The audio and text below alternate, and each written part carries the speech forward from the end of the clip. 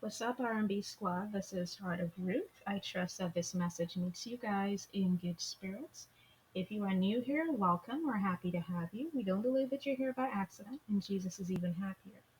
So, guys, I have an interesting word, and it's probably going to take a bit long. So, I hope that you guys have some time to spend with me. Get yourselves a cup of coffee, a cup of tea, some snacks, whatever is necessary, and just sit with me and Jesus for a while and take the word in. Okay? So, as you guys know, there are multiple ways in which the Lord speaks to me. It's not just limited to one thing. The Lord speaks to me literally all day long. And it has been like this since childhood. I will be going about my day, going about my business, and the Lord will be just downloading stuff into my spirit.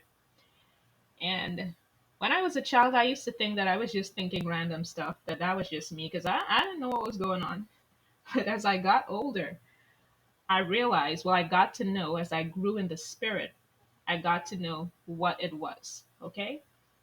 So the Lord highlighted a movie clip to me recently. And guys, I have not seen this movie in years. I do believe I did a video recently on a movie clip. The Lord draws a lot of attention to this particular movie because there's so much that can be taken away from it. If you guys look at it with spiritual eyes, there's a lot that can be taken away from that movie. The movie is Cruel Intentions, by the way. I believe it came out in 1999. It stars Reese Witherspoon, Ryan Phillippe. What is that girl's name? I can't remember her name right now, but Sarah Michelle Gellar, right. They were the three main stars of the movie. But he highlighted to me a particular part of the movie. And now, for those of you who have never actually seen Cruel Intentions, just to give you a quick overview of what the movie was about. So, Catherine and Sebastian are this stepbrother and stepsister duo. They are very rich, they're in their late teens. I believe they live in an upscale area in New York City, in a mansion. They are not properly supervised, and I think that is a big part of the problem. Because for most of the movie, for all of the movie, as a matter of fact, their parents are never around. So you got these kids; they're in their late teens in their senior year in high school, and they just do whatever they want to. They just have all this money at their disposal. They have all these nice cars, so basically, they just do whatever they want to. And even though they can do whatever they want, they choose to hurt people for fun. So that is what Catherine and Sebastian, this stepbrother and stepsister duo, do for kicks. They hurt people.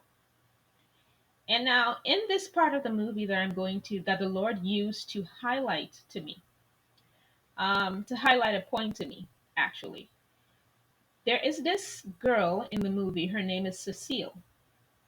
And Catherine decides that she's going to destroy Cecile's reputation and destroy her life. And basically, she wants to do that because Cecile took her boyfriend, or so she thinks. Actually, her boyfriend dumps her because she's crazy. But, and then he ends up with Cecile afterward. But the way she sees it as if her boyfriend dumped her for Cecile, when that wasn't what happened. Her boyfriend actually dumped her because she was crazy. But anywho, I digress. Her intention to destroy Cecile stems from the fact, really, the real reason why she wants to destroy Cecile isn't because of the guy, because she didn't even care about him that much. She was actually very jealous of who Cecile is, or who Cecile was. And she was like, there was even a part in the movie where she admitted to this openly to her stepbrother, which is Sebastian, right? She admitted to him that she hated girls like Cecile because they were everything that she wasn't, everything that she only pretended to be. They actually embodied all these qualities that she only pretended to have. And because of this, people love them and guys love them. But when people got to find out who she really is or who she really was, nobody wanted anything to do with her. And that's why she hated girls like Cecile. And that was why she wanted to destroy Cecile. She was only using the boyfriend or the ex boyfriend as a reason as a valid reason to do it, but really and truly, she was just jealous of the girl.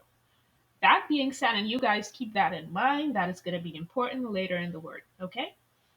So she decides that she's going to destroy Cecile, and she enlists the help of her brother, Sebastian, who is notorious for spoiling good girl's reputation, to help her.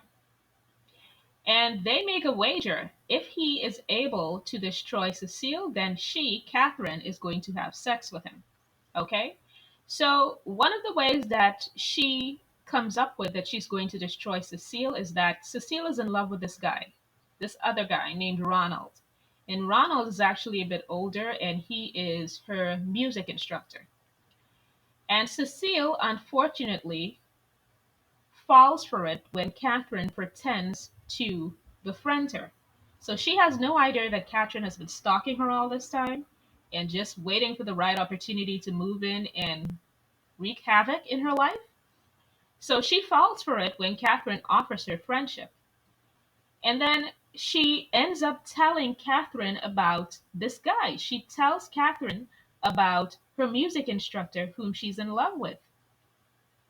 And she also tells Sebastian. But she doesn't know that Catherine and Sebastian have really sinister plans for her. So, what they do is that they offer to pass messages from her to Ronald and from Ronald to her. And there is this scene in the movie where they go to see Ronald.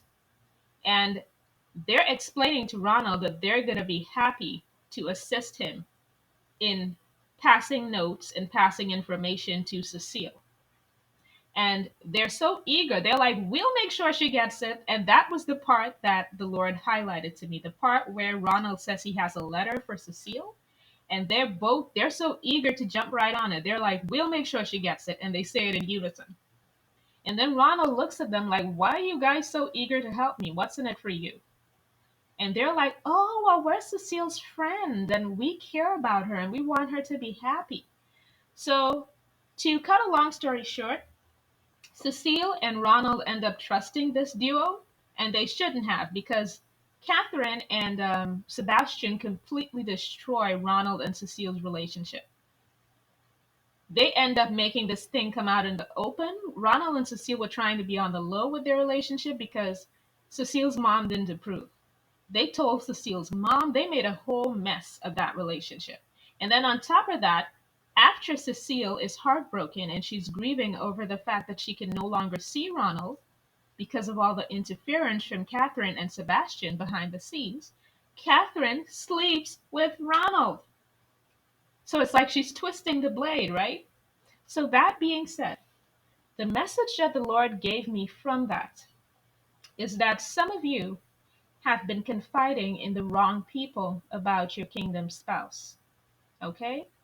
Now, these people, it could be a friend of yours, it could be a friend of theirs, it could be a family member of yours, it could be a family member of theirs, it could be mutual friends of both of you, and or like somebody who appears to be like someone who wants to mentor you guys, or whatever the case might be. The bottom line is these people are not what they seem. And how you'll know this is for you is that you detected the phoniness. At a certain point, they seem just a little bit too eager to help you. And you are like, okay, what is in it for them? What do they want? What do they get out of this? Why are they so eager to do this? The same way Ronald was questioning in the movie, why did Catherine and Sebastian want to help him so badly? What were they getting out of it? But they had ulterior motives. And this person in your life, whoever this person or these people are, they have ulterior motives. They don't really want to help you. They don't really want to help your spouse. Some of these people are just downright nosy. That is what the Lord is downloading in my spirit. Some of them are just nosy. They just want to know your business. And then some of them have a bit of a more sadistic slant to it. So they're nosy, but they also like watching you suffer. So if you're separated from your kingdom spouse right now and they know that you guys are separated, they love hearing you talk about how heartbroken you are. They love hearing your kingdom spouse talk about how heartbroken they are. They're enjoying it. So some of them are trying to get close to you for that purpose because they're enjoying your misery. Okay? And then there are others who are actively trying to keep you guys apart while making it appear as if they want you guys to be together. Okay? So some of these people, yes, some of these people are dabbling in witchcraft to keep you guys apart. And the entire time they're next to you, smiling with you, acting like they're your friend, when they're not. Okay?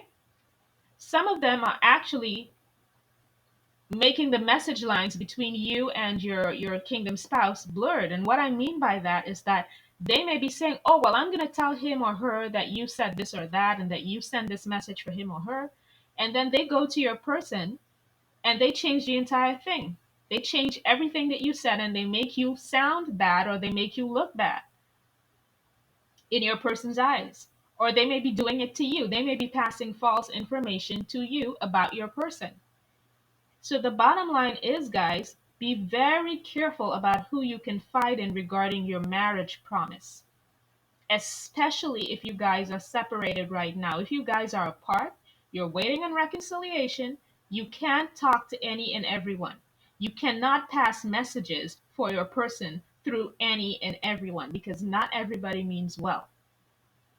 These people have the potential to try to destroy your relationship. But the Lord gave me a bonus message.